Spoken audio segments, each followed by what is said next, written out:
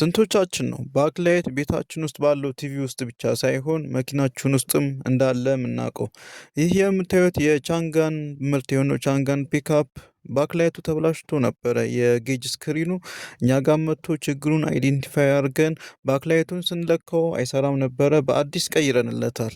እናንተም በተለያየ ምክንያት መኪናችሁ ቢበላሽ ይደውሉልን፣ አለንላችሁ። ክረምቱ እየመጣ ነው። ከክረምቱ ጋር በተያያዘ አንድ ሁለት ሶስት ማስጠንቀቂያዎችን ነግራችኋለሁ። የመጀመሪያው ከዚህ በፊት ባትሪ ያስፈትታችሁ በተለያየ ምክንያት ባትሪ ያስፈትታችሁ ከሆነ ኢንሱሌሽን ሬዚስታንሱን ቼክ ማስደረግ አለባችሁ። ውሃ ከገባበት ባትሪያችሁን ላትመልሱት ሊበላሽባችሁ ይችላል። እንዲሁም ከስር ምት አለው የለውም የሚለውን ነገር ቼክ ማስደረግ አለባችሁ። ሁለተኛው መልእክቴ ከክረምቱ በፊት ያስገጠማችሁ ቻርጀር ካለ ውሃ አይነካዋል አይነካውም ጥንቃቄ ማድረግ አለባችሁ። ቻርጀሩ ብቻ አይደለም ሊያቃጥልባችሁ የሚችለው መኪናችሁንም ሊያቃጥል ስለሚችል ቻርጀራችሁ በፍጹም ለውሃ የተጋለጠ ቦታ ላይ አታስቀምጡት። ሶስተኛና የመጨረሻ መልእክቴ ከግራውንድ ክሊራንሱ በላይ ያለ የቋጠረ ውሃ ቦታ ላይ መኪናችሁን በፍጹም እንዳታሳልፉ።